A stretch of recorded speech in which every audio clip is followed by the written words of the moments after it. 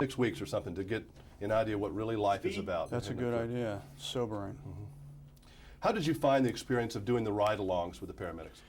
I found it terrifying and depressing. I saw more things in some places than I did in others, but sometimes nothing will happen, you know, and then it's like a microcosm of life, and you think you're invincible, and this is the way life really is, and then you get a horrible thing that happens, and you realize that that's the reality of the situation. You can really understand why some politicians are getting crazy about health care in this country. When you go to the emergency rooms and things like that, it's pretty third worldish sometimes. Sometimes, not all the time though. I wouldn't want to totally send that message out there. Some big cities have it rough though. Yeah, that's probably true. Did this movie take it out of you pretty good? I mean, you look, obviously with the makeup, you're supposed to look tired and burned out, but did it have that effect on you in real life? Well, there were two things happening. I was exhilarated by the fact that I was working with Martin Scorsese, by the fact that I was working with Patricia Arquette, and by the fact that I was working with a great cast in general. So I was really kind of up about that.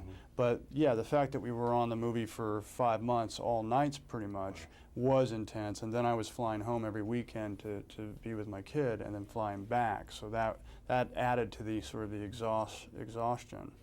What would you say that this movie is about redemption? I guess I would think a little bit, right?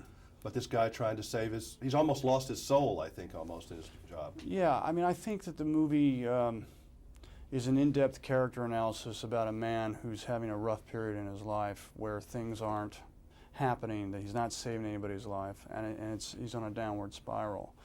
But there is that moment, without giving away the ending, that sort of liberates him. Did I hear that you almost needed the paramedics the other day on some shoot you were doing? Yeah, or was that taken out of context? That is taken somewhat out of context. I don't know where that came from. I was first aware of that story yesterday. I really, to be honest with you, you said you were doing some stunt and got too much fire around the thing or something. No. That really wasn't the case. That didn't happen. Well, you always wonder, isn't it amazing how stories like that get out? Yes, and then it gets in the press, and then it gets out, and then it becomes true. Well, I hope it doesn't become true. Oh, no, I mean, it doesn't become just whatever true. Yeah. Right, yeah. No, it is very strange. But in this case, life will not be imitating art.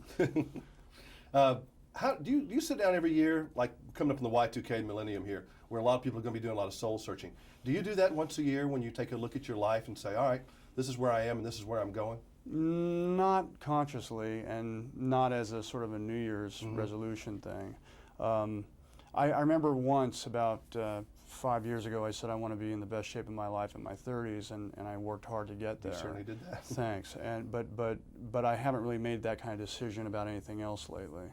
Do you try just to enjoy the moment sometimes, which is very hard for some people to do?